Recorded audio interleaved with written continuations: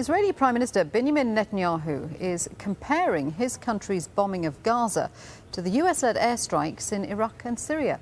He told the UN General Assembly that Hamas and ISIL are both seeking world domination. From New York, James Bays reports. The Israeli leader's arguments were not new, but they were forcefully delivered. He focused on the brutality of ISIL and made a link with his own opponents.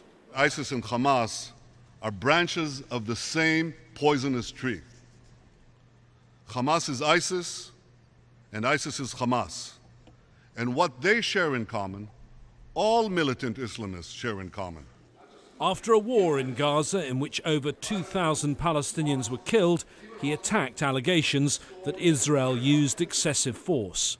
And these fueled libelous charges that Israel was deliberately targeting civilians.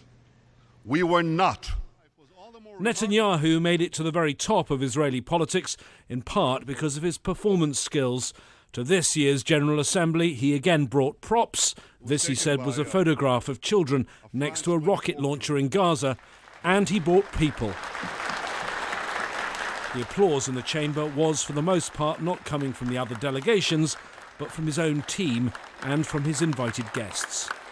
Earlier this year, the US was brokering peace talks between the Israelis and the Palestinians. Now, after the war in Gaza, there's only a shaky truce, not even a proper ceasefire agreement. As Prime Minister Netanyahu left the UN, the peace process currently looks as if it's stalled for the foreseeable future.